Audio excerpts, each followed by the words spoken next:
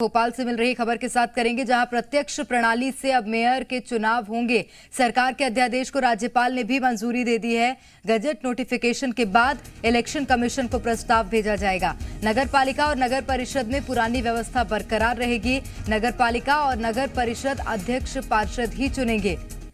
तो ये बड़ी खबर इस वक्त आपको बता रहे हैं, राजधानी भोपाल से मिल रही है, जहां पर प्रत्यक्ष प्रणाली से मेयर के चुनाव होंगे।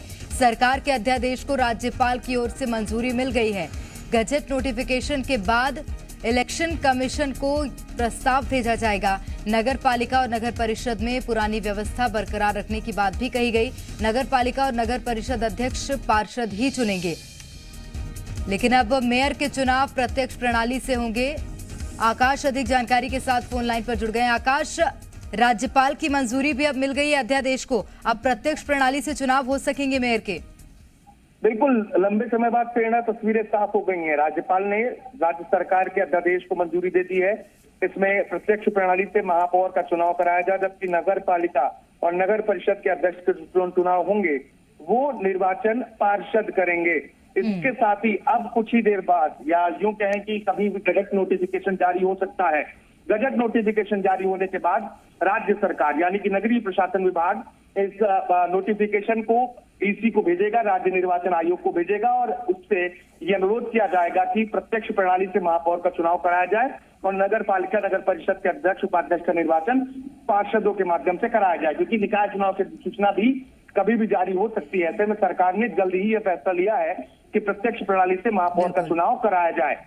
निश्चित रूप से आकाश, फैसला भी इसीलिए लिया गया क्योंकि कभी भी जारी हो सकती है सूचना निकाय चुनाव को लेकर। और ये देखने वाली बात है कि बीते कुछ दिनों से अब तैयारियां भी तेज कर दी गई हैं, चाहे आरक्षण की बात करें और आज ये जो अध्यादेश को राज्यपाल की मंजूरी मिली है, तो सरकार से लेकर इलेक्शन कमीशन तक सभी लोग एक्टिव नजर आ रहे हैं।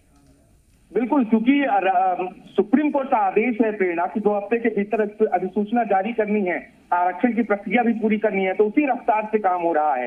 वार्डों का आरक्षण पूरा हो चुका है। राज्य निर्वाचन आयोग अपनी तैयारियां अंतिम दौर में कर रहा है और कभी भी अधिसूचना जारी कर सकता है। यही कारण है कि जो निकाय चुनाव को लेकर संशय की तस्वीरें थी अब वो साफ हो गई हैं। प्रत्यक्ष प्रणाली से महापौर के चुनाव होंगे और शिवराज सरकार इसकी पक्षधर रही है।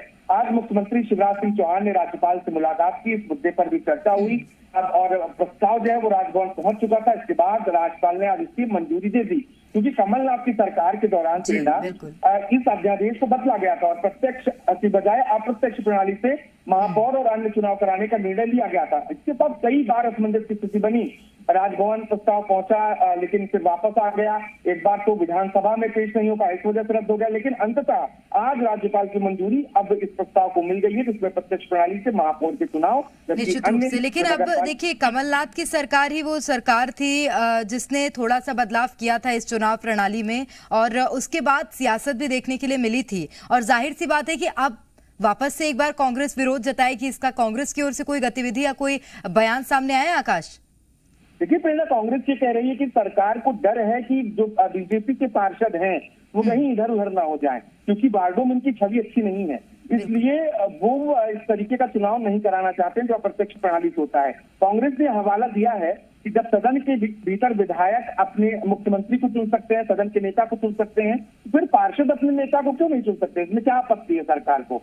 और कांग्रेस का यही कहना है कि सरकार अपने फायदे के हिसाब से अध्यादेश ले आ रही है। निश्चित रूप से, तो अब ये साफ हो गया कि मध्य प्रदेश में सीधे अपना मेयर जनता चुनेगी। बहुत शुक्रिया आकाश तमाम जानकारी के लिए। सरकार के अध्यादेश को राज्यपाल की ओर से भी मंजूरी मिल गई है। आपको बता दें, कांग्रेस ने थोड़ा सा बदलाव किया था इस प्रक्रिया में, लेकिन एक बार फिर से अध्यादेश जारी कर अब राज्यपाल की मंजूरी उस अध्यादेश को मिल गई है, यानी कि अब प्रत्यक्ष प्रणाली के माध्यम से ही चुनाव कराए जाएंगे महापौर के। खबरों में बने रहने के लिए आप हमारे फेसबुक, ट्विटर और इंस्टाग्राम पेज को फॉलो कर सकते हैं। लेटेस्ट अपडेट के लिए आप हमारे यूट्यूब पेज को सब्सक्राइब भी कर सकते हैं और हाँ, बेल आइकन पर क्लिक करना ना भूलें।